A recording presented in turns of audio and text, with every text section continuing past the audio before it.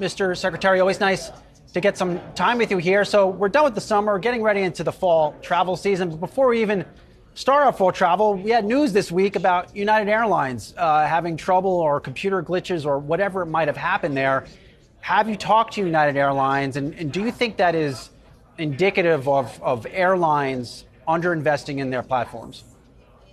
Well, you never want to generalize too much from one case, but this is not the first time this year that we've heard about the technology issue, the issue that we saw earlier at Southwest Airlines. We had an issue with the FAA. So clearly, in terms of keeping the aviation system operating smoothly with the pressure that it's under, there's going to need to be continued attention to technology. I did speak to the United Airlines CEO yesterday as the situation was developing. They were able to get on top of it pretty quickly and get service back to normal. But certainly, I think points to the role that technology increasingly plays, not just the onboard technology. And of course, we spend a lot of attention here at the department certifying and looking after the safety of aircraft technology itself, but everything around that, from dispatch systems that airlines use for their operations to the various communication systems that the FAA uses for ours. And of course, across all of that, our top priority is always going to be safety.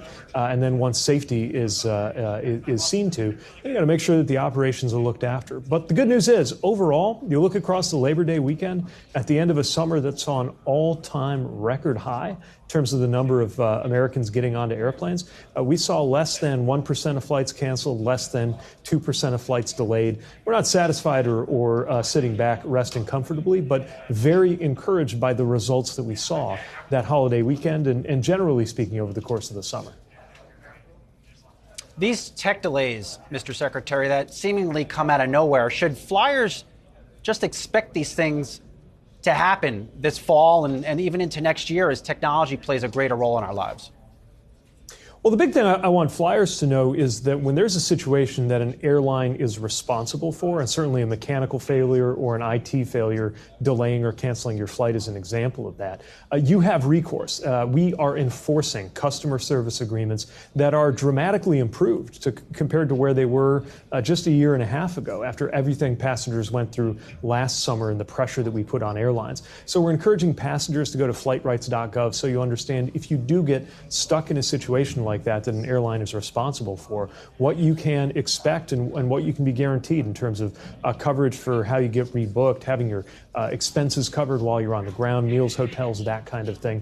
The best scenario, of course, is for that kind of disruption not to happen in the first place. When it does happen, we want to make sure passengers know that our department has your back. The New York Times recently reported, Mr. Secretary, close calls or an increasing number of close calls on the tarmac. Why do you think this is happening? We haven't had a major aviation disaster in some time, but I think consumers seeing these stories are like, wow, what's going on here and what can be done to prevent something catastrophic from happening? Well, a lot goes into maintaining the safety record of our airspace. We have the safest, most complex aviation system in the world. Amazingly, flying is actually the safest form of travel by far in the United States. But we don't take that for granted or sit back with that, which is why now, even a situation that was out of the norm, let alone an actual incident, is going to get the kind of attention that used to be reserved for when there was an actual collision in the past, something that hasn't happened in over a decade in the United States. And again, lots of work goes into keeping it that way. Keeping it that way for the future includes making sure we have the right kind of technology. It means making sure that there's the right kind of training and attention. We're pushing a lot right now on situational awareness, communications, sterile cockpits, good hygiene that everybody, whether in the tower or in the flight deck, needs to maintain. The other thing I would add is that what would not help us in the progress we're making right now is a government shutdown. This is a very good and important example of why non-defense spending in the federal budget is very important. If we went through a shutdown, a lot of the progress that we have been making on building up air traffic control staffing and readiness and training would be stopped in its tracks. We would lose the momentum that we've gained over recent weeks and months, and it would send us in the wrong direction. So one of many, many reasons we're looking to Congress to do what it takes to fund the FAA, fund the government, and keep things moving. There has been some chatter on the other side of the aisle, the Republican side, maybe they should push for a government shutdown. Just from your vantage point, how terrible would that be for the U.S. economy? You're talking about, flights being ground to a halt potentially, and a lot of other things that could be really damaging. Look, this would be a mess for the U.S. economy. Even if they keep the bare minimum up and running in terms of having the air traffic control towers open, we would lose the trainees who are part of the operation there. A shutdown, even lasting a few days or a week, could set us back by months in terms of the training pipeline for controllers, because everything that goes into building that kind of experience and keeping it current.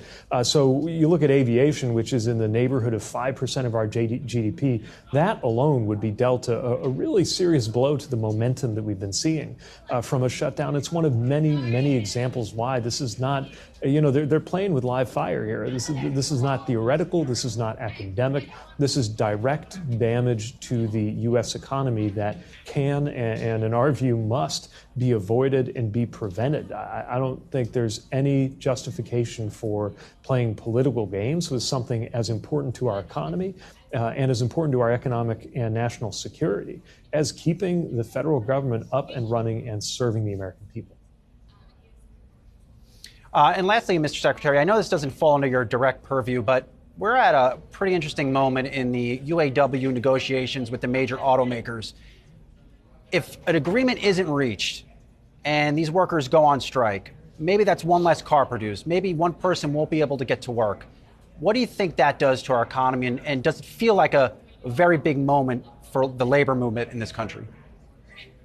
I think the moment you're seeing with the labor movement is a recognition that there are big changes and developments coming to the auto industry, and the UAW wants to make sure that workers benefit from those changes. Look, I grew up in a town that was shaped not just by the auto industry generally, but by the achievements of the UAW specifically. We're the hometown to Local 5 and Local 9 back in South Bend. And so I've seen directly how the middle class and the prosperity of whole communities is shaped by the ability of auto workers to get a fair share of the wealth that they create. Now, of course, they need to be at the table working with the auto companies that have a business to run and need to make sure that sector succeeds. And so our role has been engaging the parties and urging them to come to a negotiated solution that spares the American economy the impact of a strike, and that also ensures that workers do right by the extraordinary opportunity in front of us. Not that long ago, a few years ago, we were talking about a manufacturing recession here in the United States. Now we're seeing a manufacturing job boom. I was just back in Indiana, where I grew up, and drove the road from South Bend to Indianapolis past a massive facility under construction outside of Kokomo that is just one example of the auto supply chain and industry construction and development happening right now. We need to make sure we keep the momentum for that economic manufacturing growth and, as the UAW is seeking to ensure, have that development happen in a way that benefits American workers. Transportation Secretary Pete Buttigieg, always great to get some time with you. Thank you for talking about a lot of really important issues with Yahoo Finance all the time. Thank you so much. Same here. Always good to be with you. Thanks.